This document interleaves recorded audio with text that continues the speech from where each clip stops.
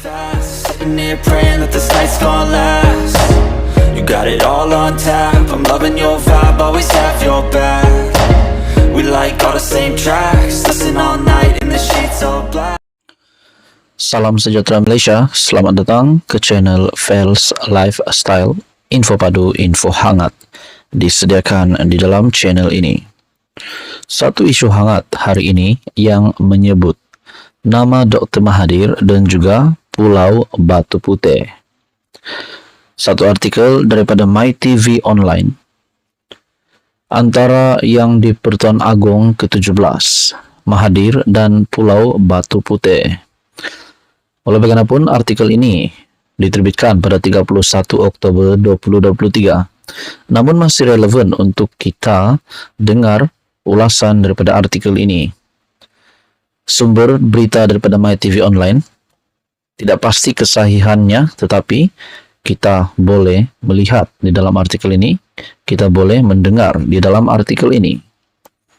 Antara yang di Pertuan Agong ke-17, Mahathir dan Pulau Batu Putih. Belum terlambat untuk penulis ucapkan tahniah kepada Duli Yang Maha Mulia Sultan Johor Sultan Ibrahim Sultan Iskandar. Majlis Raja-Raja Melayu telah memperkenankan pelantikan Baginda sebagai Yang di Pertuan Agong ke-17. Sultan Ibrahim memang terkenal sebagai seorang raja yang sangat tegas. Tetapi di masa yang sama, Baginda juga adalah seorang raja berjiwa rakyat. Duli Yang Maha Mulia Sultan Johor juga adalah seorang raja yang mempunyai agenda yang sangat jelas. Dan Baginda juga terkenal sebagai seorang raja yang no-nonsense. Isu Pulau Batu Putih akan kembali menjadi hangat. Sebaik sahaja Baginda ditabalkan sebagai Yang di Pertuan Agong, ada beberapa isu yang akan diberi keutamaan. Antaranya sudah pasti isu kehilangan Pulau Batu Putih kepada Singapura. Pulau Batu Putih sebelum ini berada di bawah jajahan pemerintahan Kesultanan Johor Darul Tazim.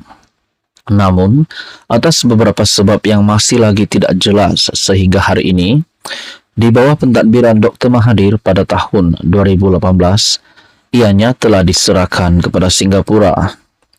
Memang benar, Pulau Batu Putih hanyalah sebuah pulau batu karang yang tidak mempunyai apa-apa hasil bumi. Tetapi dengan penyerahan pulau tersebut kepada Singapura, Johor dan Malaysia secara otomatik kehilangan 5 km kawasan maritim di sekitar pulau tersebut. Penulis menjangkakan Baginda pasti akan menitahkan kerajaan untuk menubuhkan RCI bagi menyiasat perkara tersebut. Bayangan kepada perkara tersebut sudah dapat kita lihat dalam kunjungan Perdana Menteri ke Singapura. Anwar telah membangkitkan kembali isu kehilangan Pulau Batu Putih ketika sidang media bersama Perdana Menteri Singapura, Lee Hsien Loong. Di kalangan 34 juta rakyat Malaysia, sudah pasti Dr. Mahathir yang akan kepanasan apabila isu tersebut disiasat semula. Ada kabar angin yang mengatakan Dr. Mahathir sebenarnya tunduk kepada tekanan dari Singapura ketika menyerahkan pulau tersebut. Adakah ianya berkaitan dengan maklumat aset Dr. Mahathir yang berada di luar negara? Itu kena tanya sama burung hudhud, menurut penulis daripada MyTV Online. Persoalan yang timbul, kalau Mahathir didapati bersalah, adakah beliau akan dikenakan tindakan undang-undang? Adakah yang di Pertuan Agong 17 akan bertita satu kejutan untuk Tun Mahathir lagi? Berkaitan dengan kabar angin yang mengatakan Dr. Mahathir tunduk kepada tekanan dari Singapura, adakah Tun Mahathir mempunyai aset di Singapura? Semua ini menjadi persoalan.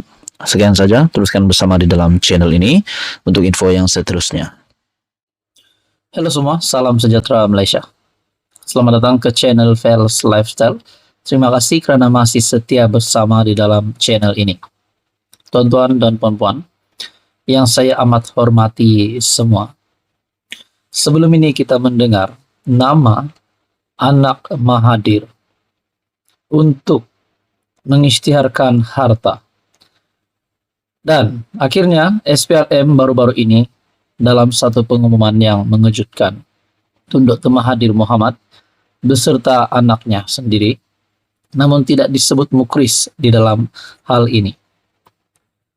Dua anak Tun Mahathir berdepan pendakwaan jika gagal ikhtiar harta kepada SPRM. Nah, saudara-saudara yang amat dihormati semua, sebelum ini kita juga melihat bahwa Tun Mahathir tidak berpuas hati dengan keputusan SPRM ini. Bahkan di dalam hal ini, beberapa pemerhati politik juga ada membuat kenyataan, masuk Syabuddin Husin ataupun Syabuddin.com. Adakah selepas ini Mukris Mahathir juga akan terlibat dengan pengisytiharan harta ini?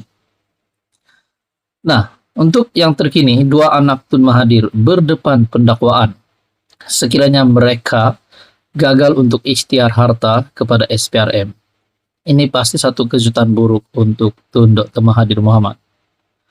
SPRM belum menerima pengisytiharan harta daripada dua anak bekas Perdana Menteri Tun Dr. Mahathir Mohamad. Ketua Pesuruhjaya SPRM, Tan Sri Azam Baki berkata, pihaknya sudah menyerahkan notis mengikut Section 36 Akta SPRM 2009 kepada Mirzan dan Tan Sri Mokhzani pada bulan lalu. Bagaimanapun, sehingga kini SPRM menunggu notis pengisytiharan daripada dua ahli perniagaan terbabi. Kalau tidak membuat pengisytiharan dalam tempoh yang ditetapkan, mereka boleh dituduh gagal mengisytiharkan harta. Tetapi mereka boleh membuat permohonan selepas tempoh yang diberikan tamat pertengahan bulan ini, katanya. Beliau berkata demikian pada sidang media selepas program Cakna Rasuah bersama pengamal media Sarawak. Yang turut hadir pengarah SPRM Sarawak, Datuk Muhammad Zaki Hasan, dan pengarah bahagian komunikasi strategik SPRM, Kamarudin M. Ripin. Azam berkata, banyak perkara lain di dalam skop siasatan kes berkenaan, dan pengisytiharan harta adalah salah satu daripada proses siasatan. Ini bermakna pendakwaan terhadap mereka lambat lagi kerana kita perlu melengkapkan siasatan. Pada 18 Januari lalu, SPRM menghendaki Mirzan mengisytiharkan segala aset alih dan tidak alih yang berada dalam pegangannya sama ada di dalam atau di luar negara dalam tempoh 30 hari dari tarik notis. Mokhzani pula disiasat mengikut Akta SPRM 2009 dan Akta Pencegahan Pengubahan Wang Haram, Pencegahan Pembiayaan Keganasan dan Hasil daripada Aktiviti Haram, AMLA TFPUAA 2001. Nah, saudara-saudara, kalau mereka akan membantu siasatan SPRM, kenapa mereka tidak ikhtiar saja harta? Tapi kita nantikan saja sehingga tarik tempo yang ditentukan. Adakah kalau mereka gagal untuk membantu siasatan dan SPRM pula mendapati mereka bersalah, mereka akan ditangkap masuk penjara? Adakah perkara ini akan berisiko untuk membuatkan mereka berdua, anak kepada Tun Mahathir, berisiko untuk masuk penjara? Nah, ini pasti satu kejutan buruk untuk Tun Mahathir. Sudahlah kita lihat Tun Mahathir hari ini bukan sebagai ahli parlimen, tetapi akhirnya anaknya pula terlibat dengan pengisytiharan harta, serta Mokhzani pula disiasat mengikut Akta SPRM 2009 dan Akta Pencegahan Pengubahan Wang Haram, Pencegahan Pembiayaan Keganasan dan Hasil daripada Aktiviti Haram. Nah, saudara-saudara yang amat dihormati semua, apa komen Anda berkaitan dengan isu ini? Sekian saja, teruskan bersama di dalam channel ini untuk info yang seterusnya. Mohon bantu channel ini dengan menekan butang like, share, dan juga subscribe.